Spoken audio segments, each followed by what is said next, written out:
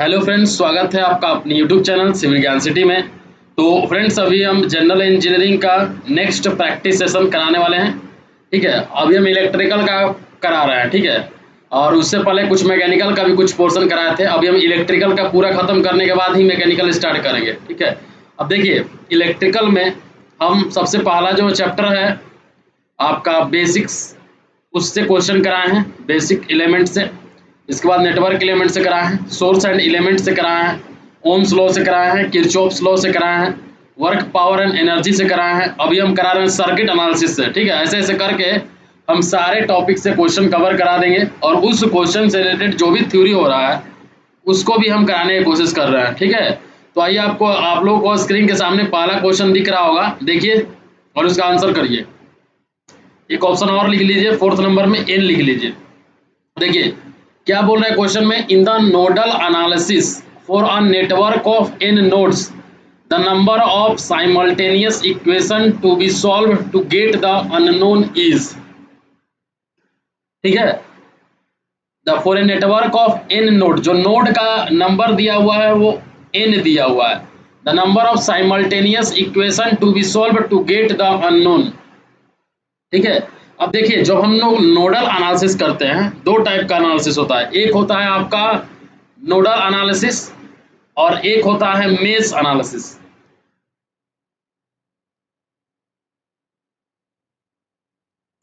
ठीक है, देखिए नोडल एनालिसिस जो होता है वो आपका जो नेटवर्क केसीएल इक्वेशन यूज करते हैं उसी का मेथड है केसीएल इक्वेशन सॉल्व करने का। ठीक है, जैसे जो नोडल एनालिसिस है ये एक मेथड है for analysing the network with the help of KCL equation. ठीक है, आप लिखिए यहाँ पे nodal analysis. Nodal analysis is the method, इसको हम अलग में लिखाते हैं। लिखिए सबसे पहले आप नोडल एनालिसिस के बारे में लिखिए। सबसे पहले आप नोडल एनालिसिस के बारे में, नोडल एनालिसिस क्या होता है। नोडल एनालिसिस एक मेथड है, it is a method, it is a method of analysing, it is a method of analyzing network with the help of network with the help of KCL equation, with the help of Kirchhoff's current law equation से हम लोग क्या करते हैं, network को analyse करते हैं। मतलब अगर आपका एन नोड दिया हुआ है, कोई भी अगर नेटवर्क का अगर हम बात करें फॉर अ नेटवर्क, अगर आपका वहाँ पे एन नोड्स दिया हुआ है तो जो number of simultaneous equation to be solve to get the unknowns वो क्या होगा आपका। मतलब हम एन नोड्स दिया हुआ है, अगर आप for network of n nodes, यहाँ पे अगर आपसे कोई पूछ दे कि नंबर ऑफ केसीएल इक्वेशन कितना होगा, नंबर ऑफ केसीएल इक्वेशन अगर आपसे पूछ दे कोई तो कितना होगा, n-1 होता है। जितना नोड दिया रहेगा उसका -1 होता है केसीएल इक्वेशन। मेश एनालिसिस में क्या होता है, मेश एनालिसिस में, मेश एनालिसिस क्या है, ये भी मेथड है नेटवर्क को एनालाइज करने का, बट इसमें क्या करते हैं हम, with the help of KVL equation, with the help of KVL equation, ध्यान दीजिएगा आप। ठीक है, with the help of KVL equation के हेल्प से हम लोग मेश एनालिसिस करते हैं। यहाँ पे जो number of independent loop equation होगा वो क्या होगा, b-n+1 होता है। इस केसेस में b-n+n1 होता है। यहाँ पे जो b होगा ब्रांचेज होगा, कितना ब्रांचेस है वो आपका b हो जाएगा, n जो होगा वो आपका नोड हो जाएगा।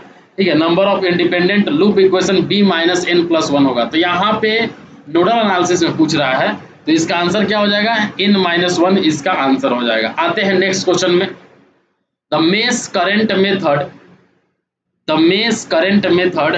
ठीक है, मेश करंट मेथड में क्या होता है, work with both planar and non planar circuit, use Kirchhoff's voltage law. अभी हम जस्ट आपको बताया कि जो नोडल एनालिसिस होता है, जो नोडल एनालिसिस होता है ये क्या होता है। नोडल एनालिसिस आपका नेटवर्क को एनालाइज करने का एक मेथड है जिसमें कि हम केसीएल इक्वेशन के मदद से नेटवर्क को एनालाइज करते हैं। और मेश एनालिसिस है, जो मेश एनालिसिस है ये भी क्या है, नेटवर्क को एनालाइज करने का एक मेथड है, लेकिन इसमें हम लोग क्या करते हैं, केवीएल इक्वेशन के मदद से नेटवर्क को एनालाइज करते हैं। ठीक है, तो ये आपका जो मेश करंट मेथड है वो उसके लिए होता है, केवीएल के लिए। तो ये तो आपका यूज किरचॉफ्स वोल्टेज लॉ, ये बिल्कुल सही है। और यहाँ पे जो आपका लिखा हुआ है work with planar and non planar circuit, तो यहाँ पे आप ये याद रखिएगा कि जो आपका मेश करंट मेथड होता है सिर्फ और सिर्फ प्लेनर के लिए होता है, ठीक है। It can not applicable for non planar circuit के लिए नहीं होता है, ठीक है। तो इसलिए इसका आंसर क्या हो जाएगा, ओनली 2 हो जाएगा। इसका आंसर क्या हो जाएगा, ओनली 2 हो जाएगा। देखिए आप नोडल एनालिसिस आया तो केसीएल याद रखिएगा, मेश एनालिसिस आया तो केवीएल याद रखिएगा, ठीक है। और मेश एनालिसिस में आप ये भी याद रखिएगा कि सिर्फ और सिर्फ प्लेनर के लिए होता है, ठीक है। तो ये आपका सर्किट हो गया। अब देखिए प्लेनर सर्किट क्या होता है, ठीक है। अब हम यहाँ पे आपको मेश एनालिसिस के बारे में थोड़ा सा आपको नोट्स लिखाते हैं। लिखिए आप मेश एनालिसिस के बारे में। सबसे पहले तो आप डिफिनीशन लिख दीजिए, जो हम पहले बताए थे। It is the method of analysing, it is the method of analysing network by the help of KVL equation, Kirchhoff's voltage law equation. ये आपका पूरा मेश एनालिसिस हो जाएगा, ठीक है। अब यहाँ पे जो मेश करंट मेथड होता है can not applied for following 2 condition. जो मेश करंट मेथड होता है, जो मेश एनालिसिस मेथड होता है, ये किसके लिए अप्लीकेबल नहीं है। Method cannot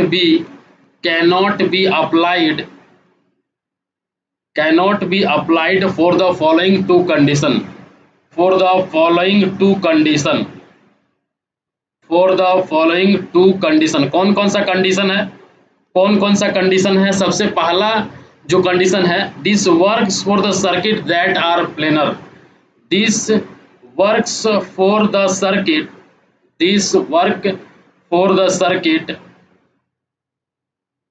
that are planar. जो प्लेनर होगा उसी के लिए अप्लीकेबल होगा, ठीक है। It cannot applicable for it can't applicable for it cannot applicable for non-planar circuit, it cannot applicable for non-planar circuit, ध्यान रखिएगा, ठीक है। और यहाँ पे आप ये भी लिख दीजिएगा दूसरा नंबर में, it cannot applicable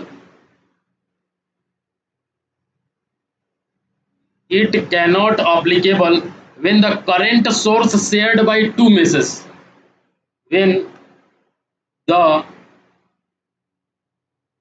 current source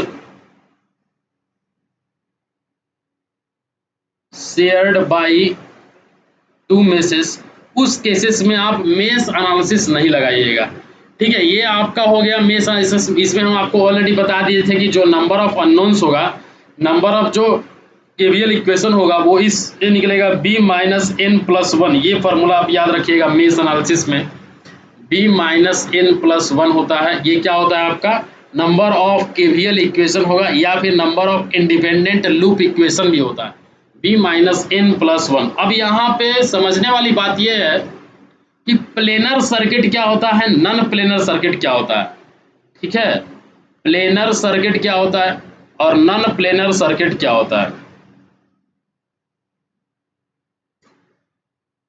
ठीक है। तो प्लेनर सर्किट की बात करें हम, प्लेनर सर्किट की अगर हम बात करें तो प्लेनर सर्किट वैसा सर्किट होता है जो कि प्लेन सरफेस पे आप डायरेक्टली उसको ड्रॉ कर सकते हैं।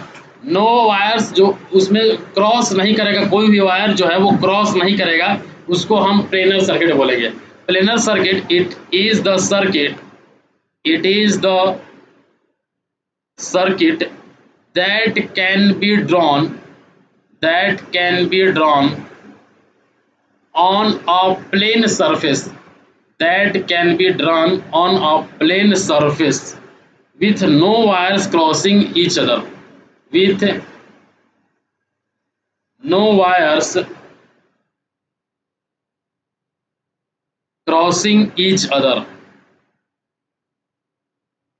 ठीक है।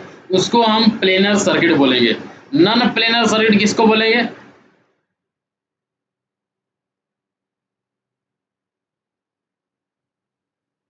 नॉन प्लेनर सर्किट के मतलब ये ऐसा सर्किट है जो कि प्लेन सरफेस पे होता है, लेकिन इसमें जो कुछ वायर हो वो एक दूसरे के साथ क्रॉस करेगा, ठीक है। तो इसका भी लिखिए, it is the circuit, it is the circuits, it is the circuits that can be drawn, that can be drawn on a plane surface, that can be drawn on a plane surface, that can be drawn on the plane surface with some wires crossing each other, with some wire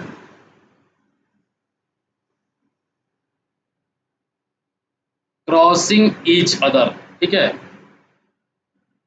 उसको क्या बोलेंगे हम, non planar circuit बोलेंगे, उसको हम क्या बोलेंगे, non planar circuit बोलेंगे। ठीक है, जो आपका मेश करंट मेथड है और नोडल एनालिसिस है, जो आपका मेश करंट मेथड है, जो आपका मेश एनालिसिस और नोडल एनालिसिस है, एंड नोडल एनालिसिस, ये सिर्फ और सिर्फ किसके लिए एप्लीकेबल होगा, ये सिर्फ और सिर्फ can be applied for plane circuit, planar circuit only, but not for non planar circuit, applied for planar circuit only. ये सिर्फ और सिर्फ प्लेनर सर्किट में अप्लीकेबल होगा, नॉन प्लेनर में नहीं अप्लीकेबल होगा, नॉन प्लेनर सर्किट में अप्लीकेबल नहीं होगा, नॉन प्लेनर सर्किट में ये अप्लीकेबल नहीं होगा। ठीक है, और ये तो आपको बता दिए हैं कि मेश करंट मेथड जो है वो केवीएल की हेल्प से नेटवर्क का एनालिसिस करता है, और जो नोडल एनालिसिस है ये केसीएल के हेल्प से करता है, केसीएल किरचॉफ्स करंट लॉ। ठीक है, तो ये आप ध्यान रखिएगा। आते हैं नेक्स्ट क्वेश्चन में, the nodal method for circuit analysis is based on the डोरन। अभी हम जस्ट बताएं कि जो नोडल मेथड होता है वो केसीएल के लिए होता है, किरचॉफ्स करंट लॉ के लिए होता है। ठीक है, तो इसमें केसीएल किस में दिया हुआ है, केसीएल ये तो होगा नहीं, केवीएल दिया हुआ है, ये भी नहीं होगा क्योंकि इसमें भी केवीएल दिया हुआ है, ये भी नहीं होगा, इसमें भी केवीएल दिया हुआ है, तो ये आपका ये हो जाएगा केसीएल एंड ओम्स लॉ हो जाएगा। ठीक है, केसीएल एंड ओम्स लॉ हो जाएगा। नोडल मेथड जो है वो केसीएल के यूज करके नेटवर्क एनालिसिस करता है, और आपका जो मेश एनालिसिस होता है वो केवीएल का यूज करके करता है। ठीक है, तो यहां से आपको पता चल गया। आते हैं नेक्स्ट क्वेश्चन में, in the nodal analysis the preferred reference node is a node that is connected to. ठीक है, तो जो आपका प्रीफर्ड रेफरेंस नोड होता है वो किससे कनेक्टेड होता है, many parts of the network के कनेक्टेड होता है, तो इसका आंसर 2 हो जाएगा। ठीक है, जो आपका नोडल एनालिसिस होता है इसमें प्रीफर्ड रेफरेंस नोड जो होता है वो ऐसा नोड होता है जो कि लार्जेस्ट नंबर ऑफ एलिमेंट के साथ कनेक्टेड होता है। ठीक है, तो many parts of the network इसका आंसर हो जाएगा। आते हैं नेक्स्ट क्वेश्चन में, फॉर लार्ज नेटवर्क के लिए हम लोग कौन सा एनालिसिस ज़्यादा प्रीफर करते हैं। ठीक है, लार्ज नेटवर्क के लिए अब देखिए आपको हम 2 टाइप का एनालिसिस बताया है, एक नोड एनालिसिस बताया है और एक मेश एनालिसिस बताया है। नोड एनालिसिस में बताया है कि हम लोग नेटवर्क का एनालिसिस करते हैं लेकिन केसीएल यूज करके। मेश एनालिसिस में हम लोग नेटवर्क का एनालिसिस करते हैं लेकिन केवीएल यूज करके, किरचॉफ्स वोल्टेज लॉ, इसमें किरचॉफ्स करंट लॉ। ठीक है, अब आपका बात हो रहा है यहाँ पे लार्ज नेटवर्क के लिए, तो जनरली हम लोग लार्ज नेटवर्क के लिए नोड एनालिसिस प्रीफर करते हैं क्योंकि इसमें जो है less number of equation involve होता है। ठीक है, इसमें क्या होता है, less number of equation involve होता है, इसीलिए हम लोग क्या करते हैं, नोडल एनालिसिस लगाते हैं। तो इसमें क्या हो जाएगा इसका answer, nodal analysis is preferred. ठीक है, नोडल एनालिसिस इज प्रीफर्ड, इसमें हम लोग लगाएंगे केसीएल, लगाएंगे किरचॉफ्स करंट लॉ, और इसी को हम लोग क्या बोलते हैं, नोडल एनालिसिस बोलते हैं। इसी को हम लोग क्या बोलते हैं, नोडल एनालिसिस बोलते हैं। किरचॉफ्स करंट लॉ क्या होता है, यह हम पहले भी पिछले प्रैक्टिस सेट में बता चुके हैं कि जो total current entering a junction और a node is equal to charge leaving the node as no charge is lost. ठीक है, मतलब देखिए सिंपल जो केसीएल क्या बोलता है कि sum of entering current is equals to the sum of outgoing current at a node. यहाँ पे जो किरचॉफ्स लॉ होता है कंजर्वेशन ऑफ चार्ज यहाँ पे काम करता है। ठीक है, जैसे कि सपोज दैट ये आपका नोड हो गया, यहाँ से अगर हम करंट देखें, इधर से आपका करंट जा रहा है, यहाँ से जा रहा है, यहाँ से अंदर जा रहा है, इधर से अंदर जा रहा है, इधर से भी अंदर जा रहा है। अब देखिए यहाँ पे सपोज दैट ये I1 है, ये I2 है, ये I3 है, या I4 है, ये आपका I5 है। तो नोड पे I1 plus I2 plus I3 plus I4 plus I5 equals to क्या हो जाएगा, 0 होगा, क्योंकि सब तो इंटर ही कर रहा है। ठीक है, तो ये आप ध्यान रखिएगा। नोड क्या होता है, नोड एक पॉइंट होता है नेटवर्क का, जहाँ पे कि दो से अधिक सर्किट जो होता है वो एक दूसरे के साथ कनेक्टेड होता है। तो ये यहाँ पे याद रखिएगा आप। आते हैं नेक्स्ट क्वेश्चन में। नेक्स्ट क्वेश्चन क्या बोल रहा है, to construct the dual of a 4 mesh network how many nodes are required. ठीक है, तो आप अगर ड्यूअल नेटवर्क अगर आप प्लेस करते हैं तो आपको 5 नोड कुल मिलाकर रिक्वायर्ड होता है। ठीक है, देखिए अब आप यहाँ पे समझिएगा, to construct a dual of 4 mesh network का बात हो रहा है यहाँ पे। ठीक है, मेश नेटवर्क का बात हो रहा है, तो 4 मेश नेटवर्क। ठीक है, मतलब अगर हम यहाँ पे बात करें तो दिया हुआ आपका, देखिए मेश नेटवर्क में, मेश एनालिसिस में आप कौन सा इक्वेशन यूज करते हैं। अब हम कितना बार बताएं आप लोग को, अभी तुरंत ने बताया है इसका कि मेश नेटवर्क में हम कौन सा यूज करते हैं इक्वेशन, तो केवीएल इक्वेशन यूज करते हैं। तो यहाँ पे 4 मेश दिया हुआ है, तो केवीएल इक्वेशन जो दिया हुआ है वो कितना है, 4 दिया हुआ है। अब आपको पता है ना कि b-n+1 क्या होता है, मेश नेटवर्क में आपका नंबर ऑफ केवीएल इक्वेशन होता है। तो ये तो आपका 4 दिया हुआ है। जब यहाँ पे ये 4 दिया हुआ है तो b का वैल्यू आप क्या लिख सकते हैं, 3 + n लिख सकते हैं। ये एक इधर जाएगा तो -1 हो जाएगा, ये -n है तो +1 चल जाएगा। तो b = 3 + n, इसको हम इक्वेशन 1 मान लिए। ठीक है, अब देखिए यहाँ पे क्या बोल रहा है, टू कंस्ट्रक्ट अ ड्यूअल बोल रहा है। तो आपको पता है कि for duality of two networks, for duality of two networks, for duality of two networks, क्या आप कंडीशन यहाँ पे लगाइएगा, जो आपका b-n+1 मेश नेटवर्क में होता है, number of KVL equation b-n+1, वो किसके इक्वल हो जाएगा, नोड एनालिसिस के इक्वल हो जाएगा। नोड एनालिसिस जब आप करते हैं तो वहाँ पे जो नंबर ऑफ नोडल इक्वेशन होता है वो क्या होता है, n-1 होता है। तो इसके इक्वल हो जाएगा ड्यूअलिटी ऑफ टू नेटवर्क के लिए। दो नेटवर्क का अगर ड्यूअलिटी की बात हो रहा है तो उसके लिए ये आपका कंडीशन है।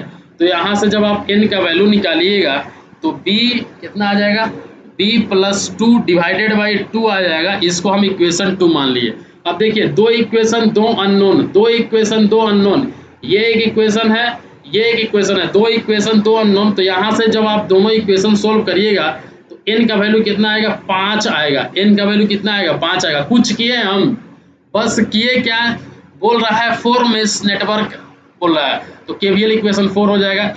इसमें जो होता है आपका b-n+1 होता है नंबर ऑफ केवीएल इक्वेशन, तो ये 4 दिया हुआ है, तो यहाँ से b का 3 + n निकल गया। अब देखिए दूसरा कंडीशन क्या बोल रहा है, ड्यूअलिटी ऑफ टू नेटवर्क्स के लिए दोनों इक्वल हो जाता है आपका, तो b-n+1 = n+1, तो n = b+2/2 आएगा। दोनों इक्वेशन को सोल्व करिएगा तो n का वैल्यू क्या आ जाएगा, 5 आ जाएगा। ठीक है, तो क्लियर है यहाँ तक। आते हैं नेक्स्ट क्वेश्चन में। ठीक है, अब देखिए ब्लैंक स्पेस दिया हुआ है, भरना है आपको। Is formed by enclosing a dependent or independent voltage source connected between two non reference node and any element connected in a parallel with it. तो ये देखिए, ये एक्चुअली जो है सुपर नोड का कंसेप्ट है। तो यहाँ पे जो इसका आंसर हो जाएगा सुपर नोड हो जाएगा। Super node is form by, यहाँ पे जो आंसर हो जाएगा इसका, यहाँ पे जो आंसर हो जाएगा वो क्या हो जाएगा, सुपर नोड हो जाएगा। ये आपका इस ऑप्शन में दिया हुआ है। तो super node is formed by enclosing a dependent or independent voltage source connected between two non reference node and any element connected in a parallel with it. तो इसका आंसर क्या हो जाएगा, सुपर नोड हो जाएगा। ठीक है, तो सुपर नोड क्या हो जाएगा, enclosing a dependent or independent voltage source connected between two non reference node and any element connected in a parallel with it, उसको हम बोलेंगे सुपर नोड। अब देखिए यहाँ पे सुपर नोड के बारे में थोड़ा सा आप लिख लीजिए यहाँ पे और समझ लीजिए कि सुपर नोड होता क्या है। ये क्वेश्चन पूछ सकता है यहाँ से। देखिए अगर कोई भी वोल्टेज सोर्स है, if a voltage source is connected between, if a voltage source is connected between two non-reference nodes,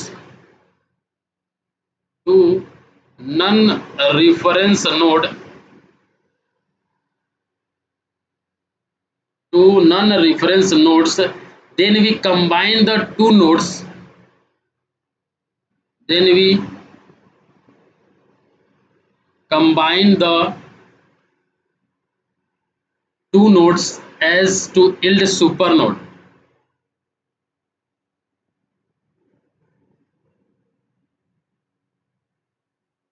ठीक है, मतलब जो सुपर नोड होता है, एक तो आपका डिफिनेशन क्वेश्चन में ही दे दिया हुआ है कि a super node is formed, a super node is formed. अभी हम सर्किट डायग्राम बनाएंगे तो क्लियर ज्यादा होगा आपका। Formed by enclosing a dependent, by enclosing the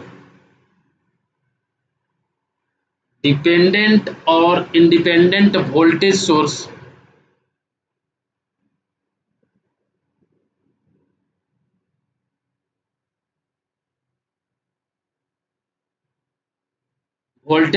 connected between two non-reference node,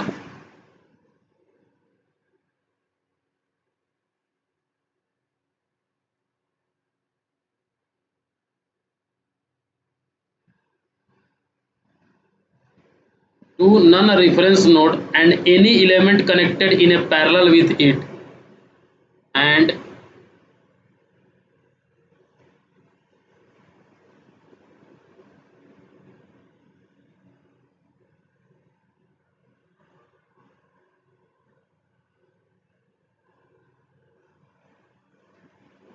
इसको हम क्या बोल दिए, सुपर नोड। देखिए देखिए यहाँ पे एक आप सर्किट डायग्राम देखिए, ये आपका क्या हो गया, करंट सोर्स हो गया। ठीक है, ये आपका करंट सोर्स हो गया यहाँ पे, और यहाँ पे आपका वोल्टेज सोर्स हो जाएगा। यहाँ पे आप नेगेटिव ले लीजिएगा, यहाँ पे पॉजिटिव ले लीजिए। ठीक है, ये यहाँ पे वोल्टेज टर्मिनल हो गया। ठीक है, यहाँ पे एक आपका रेजिस्टेंस हो गया 0.5 ओम का। ठीक है, और देखिए यहाँ पे अभी आप ले लिए एक रेजिस्टेंस। ठीक है, यहाँ पे भी एक रेजिस्टेंस ले लिए, और यहाँ पे आप करंट सोर्स ले लिए। ठीक है, और ये यहाँ पे 4 एम्पियर हो गया, यहाँ पे 2 एम्पियर हो गया, यहाँ पे 6 वोल्ट हो गया, ये आपका V2 हो गया, ये आपका V1 हो गया, ये आपका V3 हो गया। ठीक है, अब देखिए यहाँ पे इस सर्किट में जो V1 और V2 है, देखिए ध्यान से देखिए, इस सर्किट में जो V1 और V2 है, ये जो है ये सुपर नोड फॉर्म कर रहा है। ये आपका दो नन रिफरेंस नोड के बीच में है V1 और V2 जो है। ठीक है, तो ये दोनों जो है आपका सुपर नोड है, V1 और V2। अब हम बात करेंगे सुपर मेश का। ये तो हम आपको बताया सुपर नोड के बारे में, और हम बताने वाले हैं आपको सुपर मेश क्या होता है। If a current source is present at the common boundary of two meshes, then we create a super mesh by avoiding the current source and any element connected to it in a series, तो उसको हम बोलेंगे super mesh. ठीक है, लिखिए आप यहाँ पे, if a current source is present, if a current source is present at the common boundary of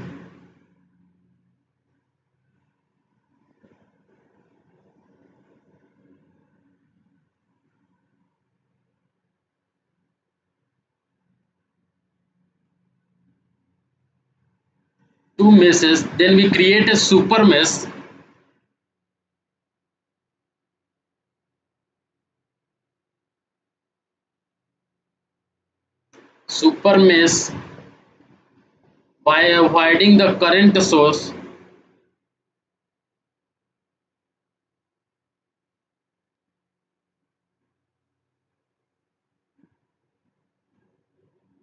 by avoiding the current source and any element connected to it,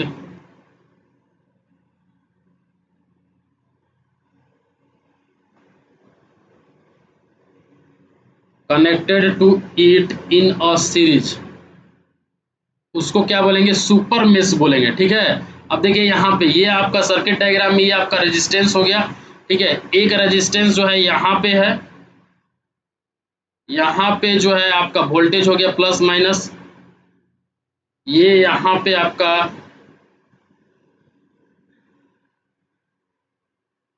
एक रेजिस्टेंस हो गया, ठीक है। ये आपका आई, यहाँ पे एक लूप लगा दीजिएगा, यहाँ पे एक लूप लगा दीजिएगा, ये आपका 2 ओम हो गया, ये आपका 6 ओम हो गया, 10 ओम हो गया, यहाँ पे 20 वोल्ट हो गया, यहाँ पे 4 ओम हो गया। अब देखिए यहाँ पे इस सर्किट में जो करंट सोर्स है वो 2 मेसेज के बीच में है, इसलिए ये सुपर मेश फॉर्म कर रहा है। 2 मेसेज के बीच में ये जो है आपका करंट सोर्स है 6 एम्पियर का, तो ये क्या कर रहा है, सुपर मेश क्रिएट कर रहा है। तो यहाँ पे जो अप्लाई करेंगे नोडल एनालिसिस अप्लाई करेंगे सुपर मेश पे, तो उसको सुपर मेश बोलेंगे, ठीक है। तो यहाँ तक क्लियर हो गया। अब हम आते हैं नेक्स्ट क्वेश्चन में। अब हम आते हैं यहाँ पे नेक्स्ट क्वेश्चन। नेक्स्ट क्वेश्चन क्या बोल रहा है, नेक्स्ट क्वेश्चन क्या बोल रहा है, Norton theorem states that the entire network connected to a pair of terminal can be replaced with, ठीक है। तो जो आपका नॉर्टन थ्योरम क्या बोलता है कि जो एंटायर नेटवर्क होता है वो किसी भी टर्मिनल पे किसको रिप्लेस करता है, a single current source in a parallel with a single resistance, ठीक है। तो इसका आंसर ये हो जाएगा B, a single current source in a parallel with a single resistance. आप सिर्फ इसमें इतना ही याद रखिए। नेक्स्ट क्वेश्चन देखिए, नेक्स्ट क्वेश्चन क्या बोल रहा है, a source voltage V equals to V cos 100 pi t has an internal impedance of 6 plus j8 pi. If a purely resistive load connected to this source has the extract the maximum power out of the source, find its value, ठीक है। तो maximum power निकालना है आपको, ठीक है। तो maximum power का वैल्यू कितना होगा ये निकालना है, ठीक है। तो P इक्वल्स टू क्या होता है, power equals to I square R होता है,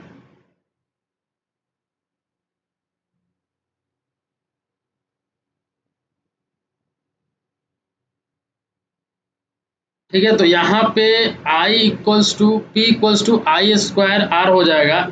यहाँ पे मैक्सिमम पावर जो ट्रांसफर थ्योरम होता है, according to maximum power transfer theorem, according to maximum power transfer theorem,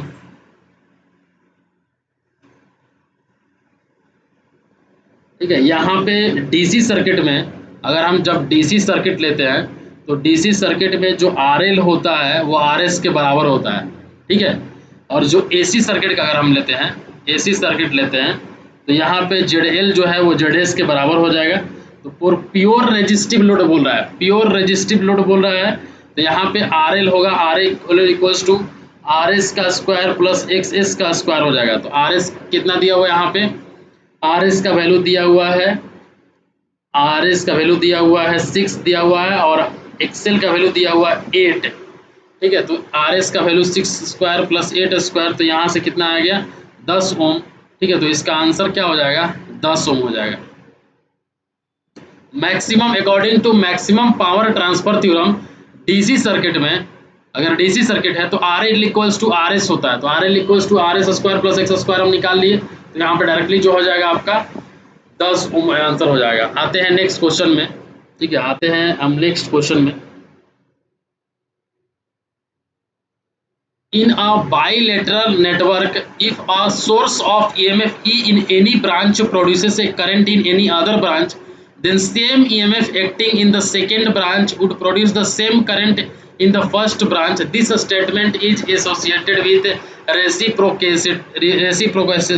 theorem. देखिए आपको पता है ना कि इस टाइप का थ्योरम आप पढ़े थे आप स्ट्रक्चरल एनालिसिस में, मैक्सवेल थ्योरम, कि अगर आपका जो लोड है यहाँ पे लग रहा है, सपोज दैट अगर जो लोड है, लोड का वैल्यू आप यहाँ पे लगाएं एक, और इसका जो डिफ्लेक्शन है यहाँ पे मेजर किए, और सेम जो है एक लोड यहाँ पे लगाए और इसका जो डिफ्लेक्शन है इस पॉइंट पे मेजर किए, तो ये दोनों का जो मल्टीप्लिकेशन होता है वो इक्वल होता है, उसी वो क्या रेसिप्रोकल थ्योरम होता है। तो यही से आपका रेसिप्रोसिटी थ्योरम हो जाएगा, ठीक है। कि अगर किसी भी ब्रांच में नेटवर्क में जो करंट होता है due to a single source of voltage भी elsewhere in the network is equals to current through the branch in which the source was originally placed, then the source is placed in the branch in which the current was originally obtained, तो वो दोनों के बराबर हो जाएगा, ठीक है। देखिए क्वेश्चन क्या बोल रहा है कि बाईलेटरल नेटवर्क है, एक ईएमएफ जनरेट हो रहा है जो कि करंट आई प्रोड्यूस कर रहा है किसी एनी ब्रांच में, वही सेम ईएमएफ जो है वो सेकेंड ब्रांच में करंट जो आई है वो फर्स्ट ब्रांच वाला प्रोड्यूस किया, तो ये स्टेटमेंट किसका है, तो रेसिप्रोसिटी थ्योरम का है। ठीक है, तो ये आप याद रखिएगा। Which of the following theorem is applicable for both linear and non linear circuit. ठीक है, तो लीनियर और नॉन लीनियर सर्किट के लिए अगर हम बात करें तो कौन सा इसमें से थ्योरम अप्लीकेबल है, तो इसमें सुपरपोजिशन थ्योरम दिया हुआ है, थेवेनिन्स थ्योरम दिया हुआ है, नॉर्टन थ्योरम दिया हुआ है, तो इसमें से कोई भी नहीं होगा। कोई भी थ्योरम जो है अप्लीकेबल नहीं होता है आपका, जो कि दिया हुआ है थेवेनिन्स थ्योरम, नॉर्टन्स थ्योरम दिया हुआ है, सुपरपोजिशन थ्योरम जो है वो सभी का सभी जो है लीनियर सर्किट के लिए अप्लीकेबल है, but not for non linear circuit. ये सभी के सभी जो है अप्लीकेबल है किसके लिए, applicable to only linear circuit, applicable to only linear circuit, applicable to only linear circuit but not non-linear circuit, but not non-linear circuit, उसके लिए नहीं अप्लीकेबल था। ठीक है, देखिए कुछ थ्योरम है जो कि आपको बता दे रहे हैं हम कि कौन सा किसके लिए अप्लीकेबल होता है। जैसे कि सुपरपोजिशन थ्योरम, अभी हम बता दिए कि सुपरपोजिशन जो थ्योरम है, सुपरपोजिशन जो थ्योरम है वो आपका लीनियर सर्किट के लिए अप्लीकेबल है ओनली। आपका जो थेवेनिन्स थ्योरम है,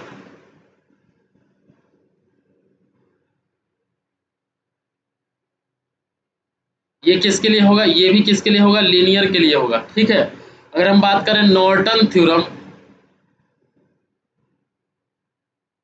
ये किसके लिए होगा, ये भी आपका किसके लिए होगा, लीनियर के लिए होगा। वही हम बात करें मैक्सिमम पावर ट्रांसफर,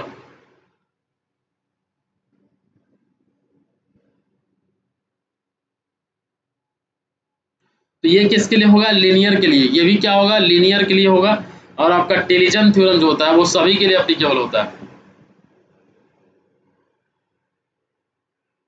ठीक है, तो ये आप याद रखिएगा, superposition linear, Thevenin's theorem linear, Norton's theorem linear, maximum power transfer linear, और टेलीजन थ्योरम जो होगा वो सभी के लिए एप्लीकेबल होता है। ठीक है, अब नेक्स्ट क्वेश्चन देखिए, नेक्स्ट क्वेश्चन देखिए,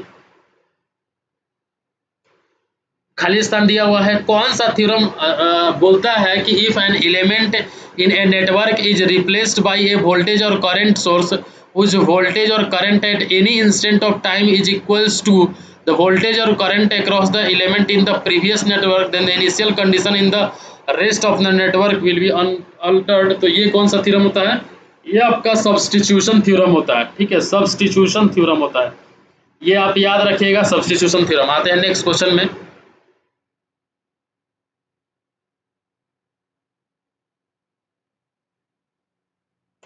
क्वेश्चन क्या बोल रहा है, क्वेश्चन जो है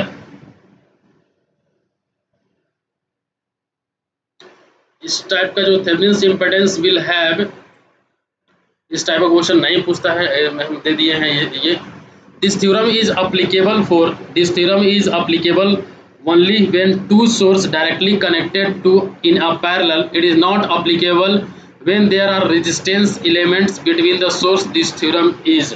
तो इसको, इस थ्योरम को हम लोग कौन सा थ्योरम बोलते हैं, मीलीमेंस थ्योरम बोलते हैं। ठीक है, ये आपका दो सोर्स के लिए डायरेक्टली जब पैरेलल में होगा तो उसके लिए एप्लीकेबल होगा। ठीक है, लिख लीजिए यहाँ पे, मीलीमेंस थ्योरम जो होता है, it is used to simplify, it is used to simplify a circuit containing, it is used to simplify a circuit containing many branches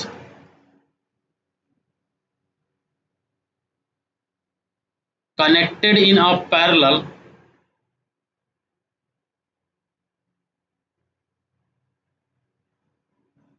and each branch consists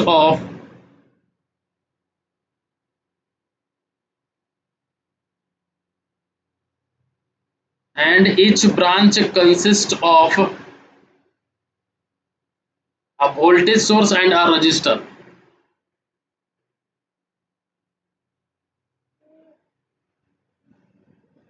and register. ठीक है, याद रखिएगा इसको। ये जो आपका थ्योरम है ये आपका ओनली अप्लीकेबल होता है only when two sources are directly connected in a parallel, it is not applicable where there are resistance element between the sources. अगर सोर्स के बीच में रहेगा तो उसमें नहीं होगा, अगर वो पैरेलल में होगा तब अप्लीकेबल होता है। ठीक है, मतलब यहाँ पे आप लिख सकते हैं it is applicable, it is applicable, it is applicable only when, it is applicable only when two sources are two sources are directly connected in a parallel। Question में देखिएगा, and not applicable where there are resistance element between the sources, उसमें applicable नहीं होता, ये आपका मिलीमेंस theorem होता है। ठीक है, तो ये आप याद रखिएगा मिलीमेंस थ्योरम क्या होता है। ज़्यादा विशेष इसमें से पूछेगा नहीं, बस आप थ्योरम ही याद रखिए। आते हैं next question, when the source is, देखिए अब ये मत सोचिएगा कि ये हम कम बताएं तो इससे क्वेश्चन, ऐसा नहीं है, जितना बताएं उसी से उतना ही आप याद रखिएगा। इसके अलावा आप मत ढूंढने लगिएगा जाके कहीं पे कि इसका और थ्योरी देख लेते हैं, इसका और क्वेश्चन बना लेते हैं। जितना बता रहे हैं आप बस उतना ही का उतना ही करिएगा, ज़्यादा करिएगा याद नहीं रहेगा आप लोग को। ठीक है, आते हैं नेक्स्ट क्वेश्चन में, when the source is delivering maximum power to the load the efficiency will be. ठीक है, तो इफिशियंसी क्या होता है इसमें, when the source is delivering maximum power to the load then the efficiency will be 50% efficiency होता है। अगर आप मैक्सिमम पावर जो सोर्स है वो डिलीवर करता है लोड को, तो जहाँ वहाँ पे जो इफिशियंसी होगा, ठीक है, वो कितना होता है, 50% होता है। नेक्स्ट क्वेश्चन देखिए, ठीक है, ये इस सीरीज का लास्ट क्वेश्चन था। तो दोस्तों अभी तक आपने सिविल ज्ञान सिटी चैनल को सब्सक्राइब नहीं किया हुआ है तो जरूर से जरूर सब्सक्राइब कर लीजिए। इसका जो पीडीएफ है वो टेलीग्राम ग्रुप पे डेली अपलोड होता है, जब ये इस वीडियो के पोस्ट होने के बाद, या फिर आज अगर पोस्ट हो रहा है तो कल हो जाएगा अपलोड। ठीक है, वीडियो को जितना ज़्यादा हो सके शेयर करिए। ठीक है, और भी आप लोग के लिए अब मैकेनिकल सोच रहे हैं स्टार्ट करेंगे, और इलेक्ट्रिकल भी चलेगा, मतलब इस महीने के लास्ट तक उतना खत्म करा देंगे कि आपका एक भी क्वेश्चन नहीं छूटे। पूरा का पूरा जो है टॉपिक है सबसे क्वेश्चन कराएंगे। ठीक है, किसी भी टॉपिक से क्वेश्चन नहीं छूटेगा, और क्वेश्चन वही कराएंगे जिस टाइप का क्वेश्चन एग्जाम में आएगा। ठीक है, तो धन्यवाद आपका इतना देर तक देखने के लिए, और जितना ज़्यादा हो सके वीडियो जरूर से जरूर शेयर करिए। Thank you.